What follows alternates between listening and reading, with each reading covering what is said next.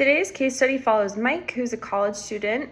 He presents with the concern of drinking 8 to 9 energy drink each night to stay on campus. He did have a hypertensive crisis after passing out on campus and was hospitalized with a blood pressure of 205/100. Although his blood pressure was stabilized prior to discharge, he was referred to a registered dietitian for nutrition counseling. And my assessment shows that he's in the pre-contemplation stages of change, as he believes his energy drinks are necessary for academic success and does not believe that his behavior is problematic. He also ignored calls from dietitian and only reportedly attended this appointment because he needed documentation from an excused absence. In his mind, his perceived benefits outweigh the risks of the caffeine intake. And in my nutrition assessment, I would gather some more information. I would express concerns of excessive caffeine, inadequate sleep, some possibly dehydration, as well as poor stress management and sleep management, as well as potential elevated sodium depending on diet. If I was explaining this case to another nutrition professional, I would say that Mike appears to be in the pre-contemplation stage of change, as he does not perceive his energy drink consumption as problematic, despite experiencing this recent hypertensive crisis.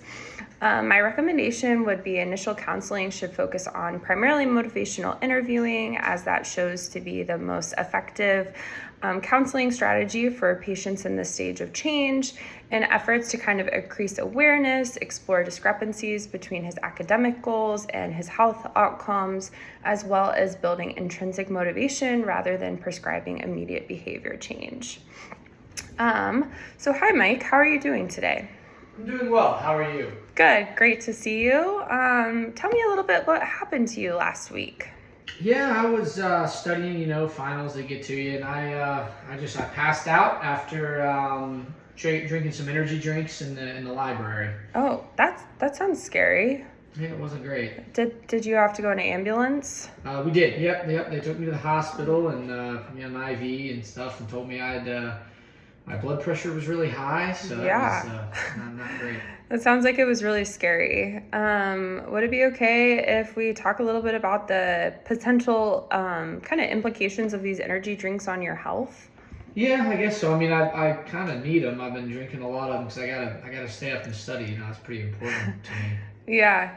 Tell me more about that. Why is school important to you? Well, I'm trying to get a good job and do well and pass my classes. Are pretty difficult, so I just that's kind of the priority right now. Yeah.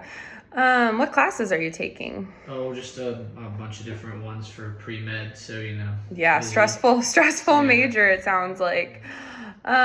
Well, definitely my goal isn't to take away something that's helping you, but I think too there's I'm sure as you experience with going to the hospital, there's obviously maybe some repercussions of having that many energy drinks. I'd like to ask some questions about your diet and kind of overall weight history, nutritional history, and then talk a little bit more about maybe finding some happy mediums to definitely help you stay awake and succeed at school while also not ending up in the hospital again. Yeah, I mean that's fair. I'm not really sure there's a lot you can do for me with that. I kind of need this caffeine, so it just kind of is what it is. Yeah, for sure. Well, let's talk more.